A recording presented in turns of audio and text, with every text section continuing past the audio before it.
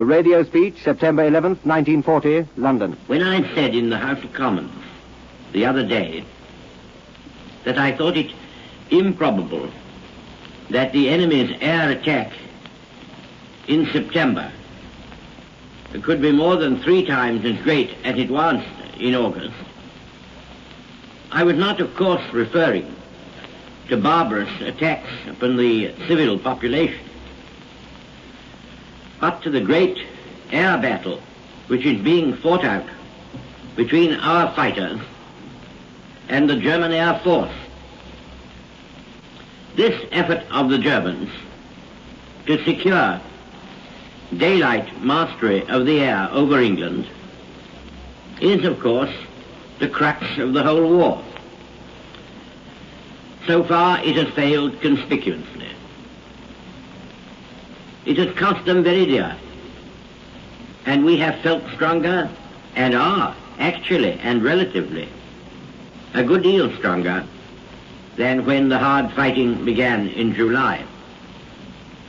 There is no doubt that Herr Hitler is using up his fighter force at a very high rate, and that if he goes on for many more weeks, he will wear down and ruin this vital part of his air force. That will give us a very great advantage.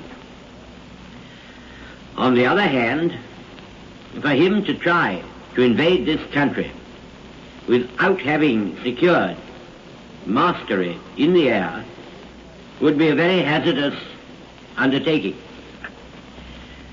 If this invasion is going to be tried at all, it does not seem that it can be long delayed. The weather may break at any time. Besides this, it is difficult for the enemy to keep these gatherings of ships waiting about indefinitely while they are bombed every night by our bombers and very often shelled by our warships, which are waiting for them outside. Therefore we must regard the next week or so as a very important week for us in our history. It ranks with the days when the Spanish Armada was approaching the Channel and Drake was finishing his game of bowls, or when Nelson stood between us and Napoleon's Grand Army at Boulogne. We've read about all this in the history books, but what is happening now is on a far greater scale and of far more consequence to the life and future of the world and its civilization than these brave old days of the past. Every man and woman will therefore prepare himself to do his duty, whatever it may be, with special pride and care. Our fleets and flotillas are very powerful and numerous.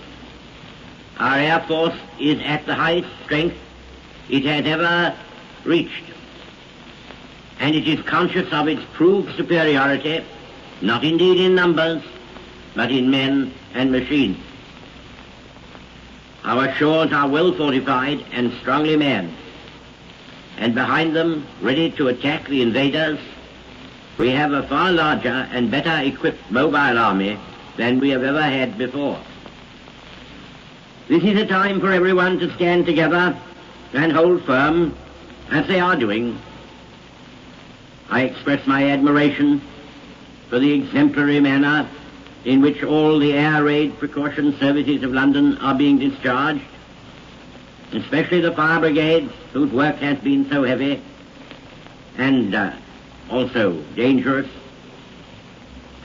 All the world that is still free marvels at the composure and fortitude with which the citizens of London are facing and surmounting the great ordeal to which they are subjected, the end of which, or the severity of which, cannot yet be foreseen.